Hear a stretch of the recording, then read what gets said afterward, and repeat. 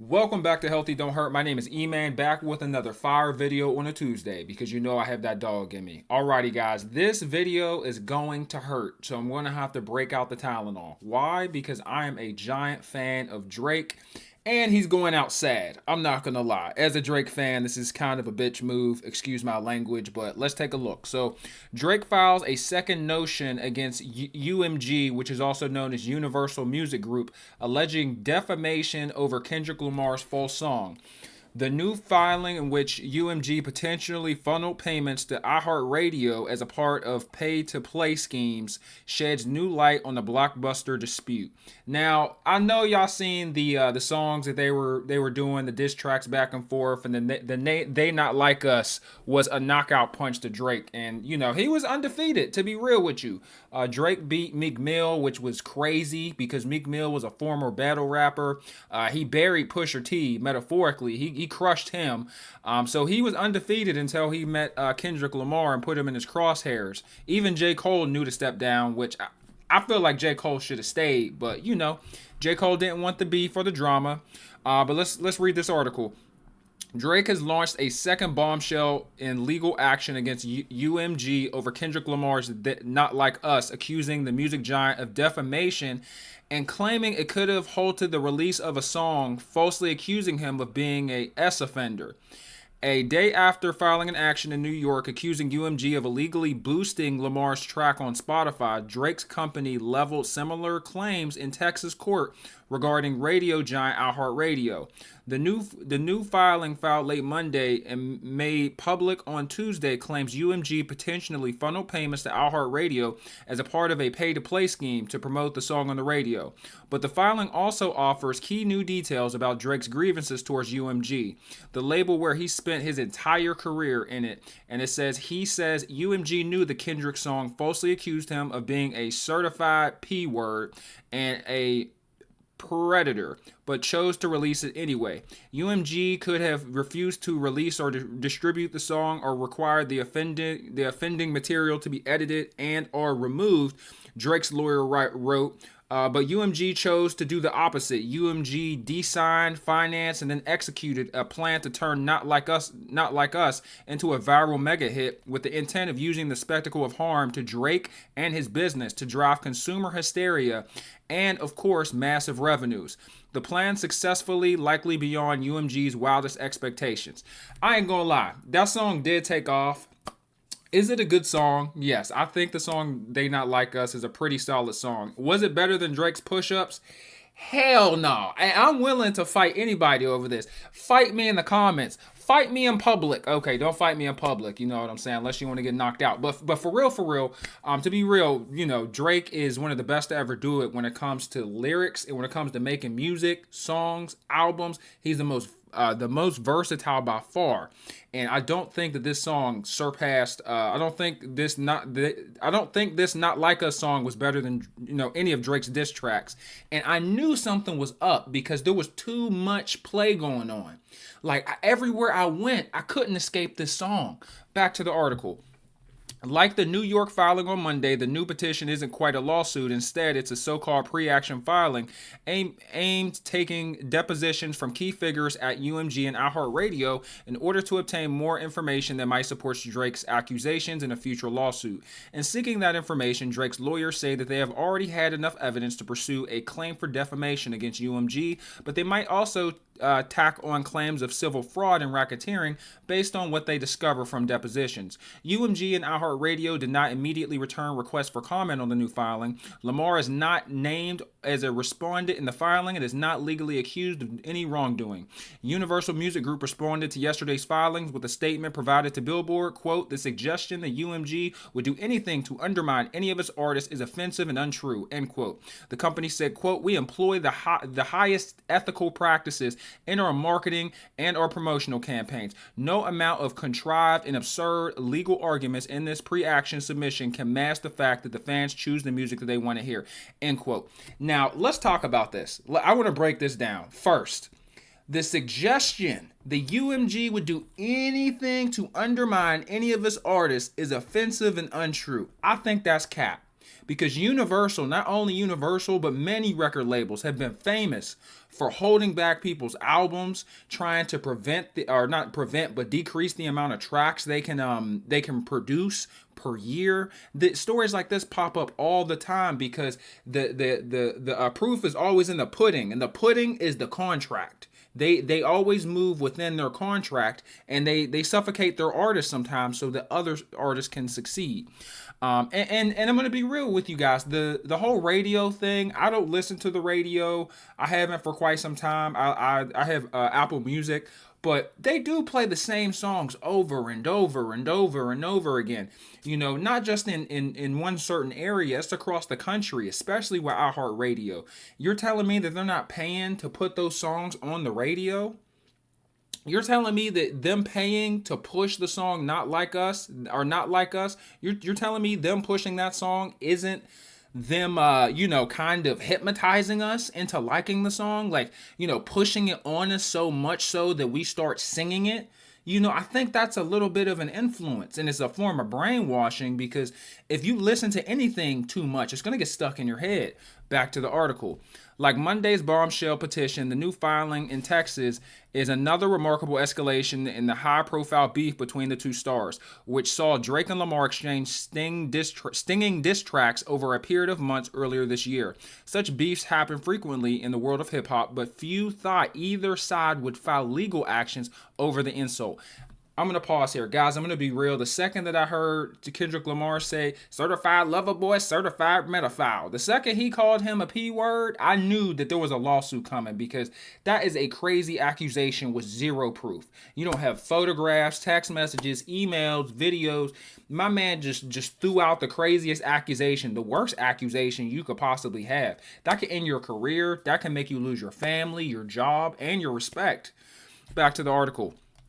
It also represents a deepening of the rift between Drake and UMG, where the star has spent his entire career, first through signing a deal with Lil Wayne's Young Money imprint, which was distributed by Republic Records, and then signing directly to Republic. Lamar, too, has spent his entire career associated with UMG and is currently signed to a licensing deal with Interscope. In today's new petition, Drake essentially accused the music giant of using illegal means to unfairly prioritize one artist over another. Quote, before it approved the release of the song, UMG knew the song itself, as well as its accompanying album art and music video. Attacking the character of another one of UMG's most prominent artists, Drake, by falsely accusing him of being an S offender, engaging in pedo acts, harboring S offenders, and committing other criminal S-word acts, his lawyer wrote. It looks like that's the end of the article, man. I'm gonna be real with you, bro. I was sued too, because this type of accusation is just nuts. Like, I have never even heard of somebody being called a P word. I'm not talking about pimp. You guys know what I'm talking about. I've never even heard of somebody being called a P word inside a diss track, inside a rap song, in a hip hop song. I wouldn't call my worst enemy that, unless it's true.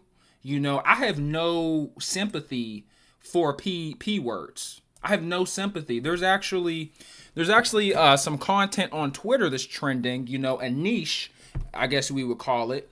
And what they do is they go on dating apps, and they go on forums, and they try to lure men that are looking for, a certain group, a certain demographic underneath a certain age. You know what age I'm talking about. But, these dudes try to meet up with these people, these protected people, and you know why they're protected. And so they meet up with them online through dating apps, video games, and they meet at a location. So they'll meet at like a Denny's, they'll meet at, Target, a movie theater. So the person really thinks they're meeting this individual, being the protected person, and you know why they're protected. So they think they're meeting a protected person, and what they actually meet is a grown man, multiple grown men, and sometimes they be slapping them, they be socking them, sometimes they be knocking them out. They be putting the beats on them. And I'm gonna be real. On one hand, my first reaction is, hey, this dude didn't do anything wrong yet. right? But then my second reaction is yet. And he already did something wrong because A, he's communicating with this protected person online, and B, he went to the location and actually followed through with it. And a lot of times they come with items. I'm not going to talk about what type of items they come with. You can use your own imagination, and you can look up Vitali on Twitter or Instagram. But yeah, they come with these items to do the deed that is despicable and just gross and just disgusting. And they actually plan on executing the deed. And so then when I see that, I'm like, oh yeah, hit him again. Hit him again. I'll be real with you. Use a baseball bat. To be real with you, I feel like it should be a home run derby on your potato if you get caught communicating with a protected group of people. It's just not right. I have zero sympathy, bro. Like literally, like we could take it back to like, the Stone Ages, and we could just tie you to like a pole out in the middle of a field, and we could all just throw rocks at you until you're out of here. And you know what I mean when I say out of here. And I wouldn't feel bad. I would watch. I would participate. I would pick up the biggest brick I could find. I'ma just be like this. I'ma just be like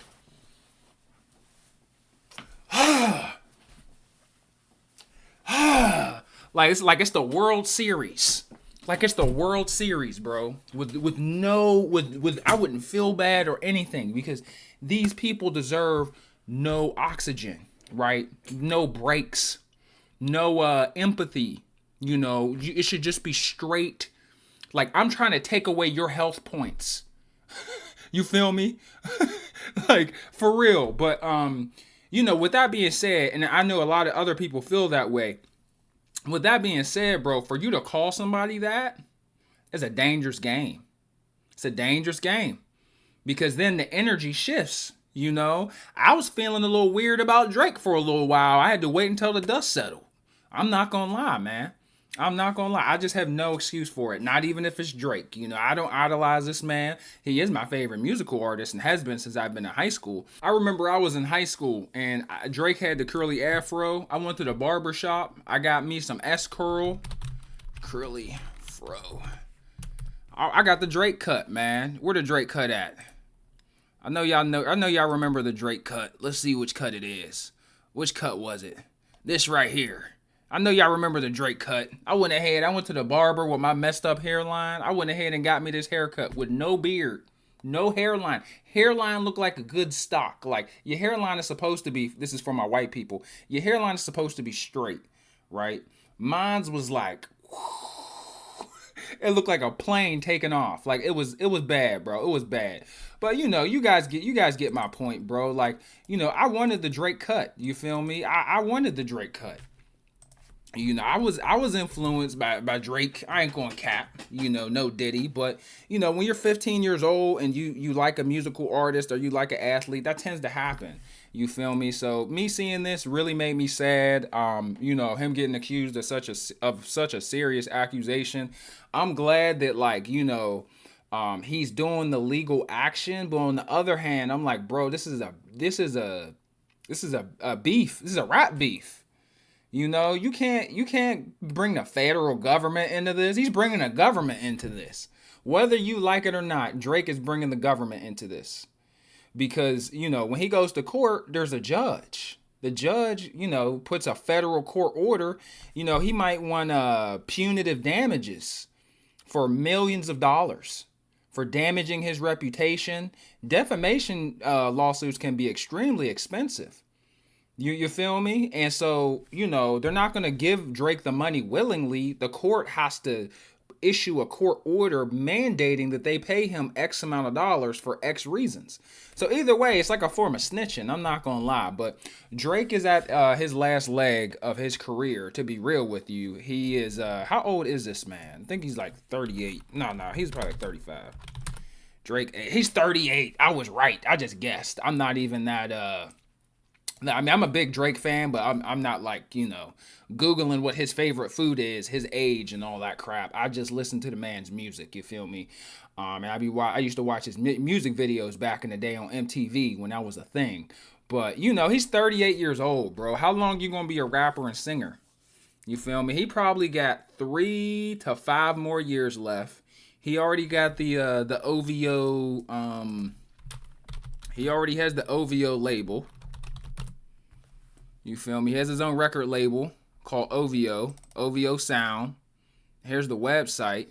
So, you know, he's already getting his mogul on. He already has artists.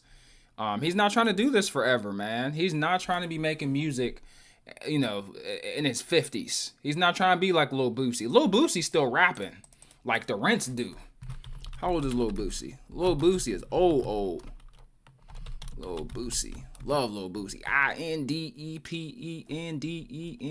Do you know what that mean? He got her own car. She got her own. Oh, wow. Lil Boosie is almost as old as Drake, bruh. Dang. So Boosie came out when I was like 9. I'm 29, so in my mind, he's way older than I thought he was. But yeah, man, you guys get you guys get what I'm putting down here. I don't know why he would do this move. It's unfortunate. I don't think it's a bad move because he definitely lost money because of this. He definitely lost paper. But on the other hand, this is a battle rap. This is a rap beef. You can't do this in a rap beef. But if you lost money, your reputation is hurt. What are you going to do? You know, what are you really going to do? I'm going to sue you. That's what I'm going to do. Well, hey, man, let me know what y'all thoughts are. Have a wonderful day. Thanks so much for watching. I'll talk to you guys later. Peace.